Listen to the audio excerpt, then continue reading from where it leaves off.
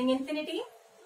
So guys, last class में हमने बात करी थी अबाउट द इंडियन पॉलिटी और हम क्या इंपॉर्टेंट टॉपिक कवर करने वाले हैं इस पूरी सीरीज में। अब हम बात करेंगे Indian polity by M Laxmikanth, जिसका कि हम 5th एडिशन डिस्कस करने वाले हैं।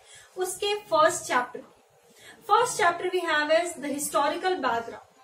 Now, the question is कि why we have to study about the historical background of our country? तो देखिए, अगर हमें हमारी पॉलिटी को समझना है तो सबसे पहले हमें समझना होगा कि हिस्ट्री में क्या क्या इंपॉर्टेंट चीजें हुई थी, क्या क्या कॉन्सिक्वेंसेज हुए थे through out the framing of our constitution and political agendas. देखिए, अब हम बात करेंगे इसमें सबसे पहले ईयर 1600। Why 1600?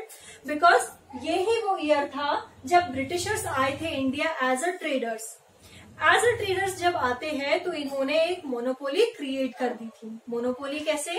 कि they have the exclusive position या एक्सक्लूसिव कंट्रोल ओवर ट्रेड। जितनी भी ट्रेडिंग होगी, इधर इट इज एक्सपोर्ट, इधर इट इज इम्पोर्ट, ये किसके कंट्रोल में होगा?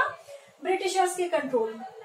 अब क्या होता है कि ये एज अ ट्रेडर्स तो आ गए इंडिया में, उसके बाद में ब्रिटिश क्राउन जो कि एलिजाबेथ है, ये क्या ऑर्डर करती है कि यहाँ पे आप ईस्ट इंडिया कंपनी को स्टैब्लिश करिए। ईस्ट इंडिया कंपनी क्या करेगी कि ये एक्सक्लूसिव लाइसेंस प्रोवाइड करेगी ब्रिटिशर्स को, ताकि एक्सपोर्ट और इम्पोर्ट या जितना भी ट्रेडिंग होना है वो बहुत स्मूथली और बहुत इजीली हो जाए। अब जैसे ही ईस्ट इंडिया कंपनी स्टैब्लिश होती है, यहाँ पे ब्रिटिश क्राउन को लॉस होना शुरू हो जाता है। क्यों? क्योंकि जितना भी प्रॉफिट होगा अब वो कौन रख लेगा? वो ब्रिटिश ऑफिसर्स रख लेंगे। जब पूरा प्रॉफिट ब्रिटिश ऑफिसर्स के पास जाएगा तो जो एलिजाबेथ है इसको क्या होगा? इनको होगा लॉस, क्योंकि पूरा पैसा कौन ऑक्यूपाई कर रहा है? ये ब्रिटिश ऑफिसर्स ऑक्यूपाई कर लेता है। अब इस चीज को रोकने के लिए ब्रिटिश क्राउन क्या करता है कि एक चार्टर अप्लाई करता है। चार्टर क्या है? It has the exclusive licence to perform the trading under Elizabeth. ये क्या करेगा कि एलिजाबेथ को एक आंसरेबल गवर्नमेंट प्रोवाइड करेगा, जो कि हर एक क्वेश्चन का आंसर देगी कि कितना प्रॉफिट कहाँ जाएगा और कितना प्रॉफिट कहाँ से आएगा। अब देखिए, इसके बाद हम बात करते हैं दीवानी राइट्स। दीवानी राइट्स क्या होता है? दीवानी राइट्स वो था जिससे कि पूरी स्टेबिलिटी मिली किसको? क्वीन एलिजाबेथ को। कैसे स्टेबिलिटी मिली? कि दीवानी राइट्स जैसे ही स्टैब्लिश हुए, यहाँ पे से एक आंसरेबल गवर्नमेंट की फॉर्मेशन शुरू हो गई। अब जब आंसरेबल गवर्नमेंट की फॉर्मेशन शुरू होगी तो बहुत इजी हो जाएगा एलिजाबेथ के लिए भी कि हर एक जगह का प्रॉफिट जानना, कि कहाँ से कितना प्रॉफिट आ रहा है और कितना प्रॉफिट जा रहा है। अब देखिए, दीवानी राइट्स आने से बहुत सारी चीजों में, जैसे कि अभी हमने बात करी, डेवलपमेंट आई या एक आंसरेबल गवर्नमेंट की भी फॉर्मेशन हुई। बट उससे पहले थोड़े से और कुछ कॉन्सिक्वेंसेस हुए थे, और वो क्या हुए थे ये देखिए। अब आप सबसे पहले क्या हुआ कि दीवानी राइट्स को इंट्रोड्यूस करा गया। दीवानी राइट्स क्या होता है? It is the civil revenue and tax collection data. इससे क्या होगा कि ब्रिटिश गवर्नमेंट को प्रॉपर डेटा मिलेगा कि कहाँ से कितना टैक्स कलेक्ट हुआ है और कितना रेवेन्यू जनरेट हुआ है। अब इससे क्या इंपॉर्टेंट इम्पैक्ट पड़ा पूरी गवर्नमेंट पे, ब्रिटिश गवर्नमेंट पे अगर हम बात करें तो इसमें क्या हुआ कि British officers they got very much rich. इनके पास में बहुत ज्यादा पैसा है, बहुत ज्यादा प्रॉफिट हुआ। जब ब्रिटिश ऑफिसर्स को इतना प्रॉफिट होगा तो उनके अंडर दो मेजर कंपोनेंट्स थे, या हम ऐसी बात करें कि दो इम्पोर्टेंट कमिटीज थी। First is mass military power था इनके पास में, और सेकेंड था लेजिस्लेटिव पावर। मास मिलिट्री पावर क्या करता था कि जितना भी वॉर होनी है या किसी भी क्षेत्र में जाके उनको ऑक्यूपाई करना है, कब्जा करना है, तो उसके लिए बहुत मजबूत इनके पास में मास मिलिट्री भी हो गई। और लेजिस्लेटिव पावर क्या करती थी कि जितनी भी फंक्शनिंग होनी है, इंटरनल बॉडी फंक्शनिंग होनी है, वो किसके अंडर आएगी? लेजिस्लेटिव पावर के अंडर। तो अल्टीमेटली क्या हुआ कि पूरी सारी इस ईस्ट इंडिया कंपनी के फॉर्मेशन से ब्रिटिश ऑफिसर्स बहुत ज्यादा रिच हो गए और ब्रिटिश क्राउन को बहुत ज्यादा लॉस होने लगा। अब इसके बाद क्या होता है कि 1764 में होती है battle of Buxar. Battle of Buxar जैसे होती है तो ब्रिटिशर्स का पूरा फॉर्च्यून ही चेंज हो जाता है। कैसे? कि ऑफिसर्स बहुत ज्यादा रिच हो जाते हैं instead of British government, that is Elizabeth. और इससे क्या होता है, कंपनी को बहुत ज्यादा डेप्थ हो जाता है, दैट मीन्स कि बहुत ज्यादा लॉस हो जाता है। अब इससे क्या हुआ कि ब्रिटिश गवर्नमेंट जो है वो बहुत ज्यादा अगास्ट हो गई। अगास्ट मीन्स कि बहुत ज्यादा नेगेटिव हो गई कि ये कैसे हो रहा है, जब इतना ज्यादा टैक्स कलेक्शन हो रहा है इंडिया से, बट स्टिल एलिजाबेथ के पास प्रॉफिट नहीं जा रहा है। तो ये सारा प्रॉफिट कहाँ जा रहा है, ये सारा रेवेन्यू कहाँ जा रहा है। इसको जानने के लिए ब्रिटिश क्राउन क्या करती है कि कंपनी रूल को इम्प्लाई करती है, कंपनी रूल को स्टैब्लिश करती है। कंपनी रूल क्या था, ये था to regulate and control the affairs of East India Company. क्या करेगा कंपनी रूल, जितने भी अफेयर्स होने हैं या जितनी भी चीजें होनी है वो उसको कंट्रोल करेगा। ईस्ट इंडिया कंपनी के सारे अफेयर्स को कंट्रोल करेगा क्या, कंपनी रूल। अब कंपनी रूल को इम्प्लाई करने की क्या नीड थी, क्या जरूरत पड़ी कि एलिजाबेथ को कंपनी रूल इम्प्लाई करना पड़ा या ब्रिटिश गवर्नमेंट को ये इम्प्लाई करना पड़ा। तो देखिए अभी हम बात कर रहे थे कि जितनी भी सारी मोनोपोली हुई ईस्ट इंडिया कंपनी के एस्टेब्लिश होने के बाद, तो प्रॉफिट कहाँ गया, प्रॉफिट गया ब्रिटिश ऑफिसर्स के पास, ना कि ब्रिटिश गवर्नमेंट के पास। उसकी वजह से कंपनी रूल को अप्लाई करना पड़ा और कंपनी रूल में क्या हो गया कि सारी चीजें 1 to 1 पता होने लगी। अब इस कंपनी रूल को और भी नाम दिए गए, इसे ईस्ट इंडिया कंपनी एक्ट भी कहा गया। ईस्ट इंडिया कंपनी एक्ट में क्या होगा कि जितने भी अफेयर्स होने हैं अब उसकी डायरेक्ट क्वारी कहाँ जाएगी, डायरेक्ट जाएगी ब्रिटिश गवर्नमेंट के पास में। इसे एक नाम और दिया गया, उसे कहा गया company act, company rule, east India company act, company act या रेगुलेटिंग एक्ट। ये सारे नाम थे कंपनी रूल के। कंपनी रूल में क्या हुआ कि अभी रिवाइज करेंगे सारे टर्म्स एंड कंडीशंस की जो कि चार्टर में इम्प्लाई होंगे। चार्टर क्या है, चार्टर एक्ट एवरी 20 years आया। अब फर्स्ट चार्टर एक्ट की अगर हम बात करें या फर्स्ट रेगुलेटिंग एक्ट की हम बात करें तो वो आया था 1773। अब जैसे कि हम बात कर रहे हैं कि ये आता है एवरी 20 years, तो अब नेक्स्ट कब होगा, नेक्स्ट होगा हमारे पास में 1793 में। ये सेकेंड चार्टर एक्ट हो गया।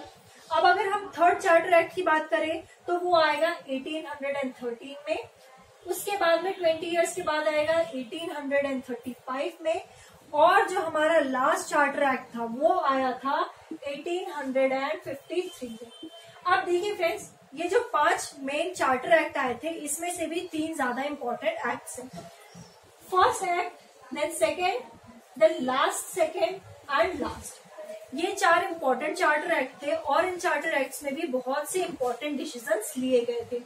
अब हम देखते हैं फर्स्ट रेगुलेटिंग एक्ट या फर्स्ट चार्टर एक्ट कि इसमें क्या क्या चीजें इंपॉर्टेंट रोल प्ले की थी और क्या क्या इंपॉर्टेंट पोजीशंस मिले थे ईस्ट इंडिया कंपनी के थ्रू क्वीन एलिजाबेथ को।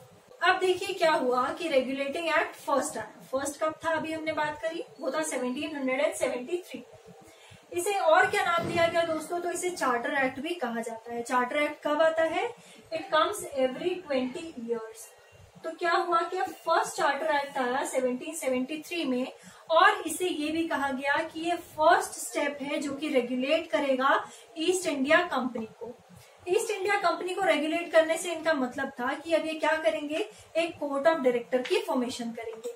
कोर्ट ऑफ डायरेक्टर की फॉर्मेशन करने से क्या प्रॉफिट होगा, सबसे पहला प्रॉफिट तो ये होगा कि यहाँ पे से अभी इन्हें मिलेगी आंसरेबल गवर्नमेंट मिलेगी या इन्हें आंसरेबिलिटी मिलेगी। ये कैसे कि जो कोर्ट ऑफ डायरेक्टर्स है इनके पास में 3 इंपॉर्टेंट केंद्रों से डेटा कलेक्ट होगा। कौन से इंपॉर्टेंट जगह, फर्स्ट है बिहार, सेकेंड था उड़ीसा और थर्ड था बंगाल। अब इन तीनों जगहों पे क्या था, इनके पास में थी legislative as well as mass military power, तीनों के पास में ये सेम थी। तो क्या होता है कि जब सेंट्रलाइज करने की बात आती है तो तीनों की लेजिस्लेटिव पावर को कैंसिल करके किसको दे दिया जाता है, बंगाल को। और यहाँ पे से फॉर्मेशन होती है first governor general of Bengal की। और first governor general of Bengal दोस्तों कौन थे, तो हम सभी जानते हैं, he was the Warren Hasting. अब इससे क्या हुआ कि जो गवर्नर जनरल ऑफ बंगाल थे इन्होंने एक और चीज की फॉर्मेशन करवाई। किस चीज की, गवर्नर जनरल इन काउंसिल की फॉर्मेशन करवाई। गवर्नर जनरल इन काउंसिल क्या करेगी, ये 4 मेंबर की काउंसिल होगी जिनके पास में एग्जीक्यूटिव काउंसिल्स की पावर होगी। एग्जीक्यूटिव काउंसिल्स मींस कि यहाँ पे से सुप्रीम कोर्ट की भी फॉर्मेशन होगी। कैसे सुप्रीम कोर्ट को पावर्स मिलेगी, legislative plus mass military powers, वो हम देखेंगे इसमें। अब इसको और क्या कहा गया, ये जो गवर्नर जनरल इन काउंसिल थी इसको कहा गया 4 मेंबर काउंसिल या कैलकट्टा काउंसिल के नाम से भी इसे जाना गया। किसके अंडर ये बनी थी, ये बनी थी वॉरेन हेस्टिंग के अंडर। और ये कौन थे, ये first governor general of Bengal थे। इसे याद रखिएगा दोस्तों, first governor general of Bengal कौन है, तो he was the Warren Hasting and he has helped the British government to establish the 4 member governor general in council। अब देखिए इनके पास में क्या होगा, इनके पास में एग्जीक्यूटिव काउंसिल होगी जो कि परफॉर्म करेगी कैसे, लेजिस्लेटिव फंक्शंस को।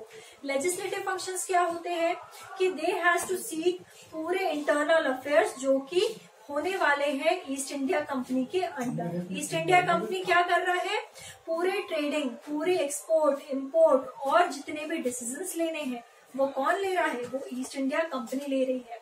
लेकिन अब ईस्ट इंडिया कंपनी के अंडर भी कौन देखेगा, ये गवर्नर जनरल इन काउंसिल देखेगी।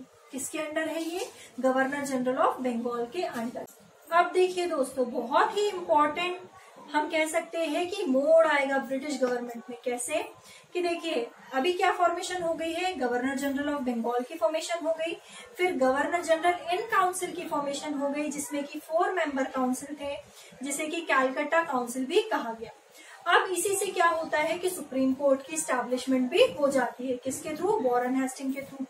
सुप्रीम कोर्ट की फॉर्मेशन जैसे ही होती है, एस्टेब्लिशमेंट होता है, तो यहाँ पे फिर एक छोटा सा डिस्प्यूट अराइज हो जाता है। कैसे कि सुप्रीम कोर्ट के पास में क्या पावर्स होगी, जुडिशरी एंड एग्जीक्यूटिव पावर्स होगी, और कोर्ट ऑफ काउंसिल्स के पास भी क्या पावर है, एग्जीक्यूटिव पावर्स है।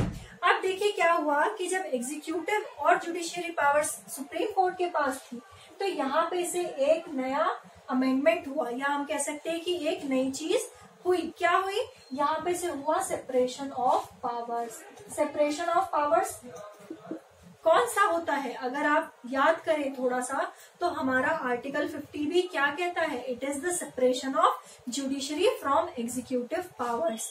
यहीं से ये चीज आई थी।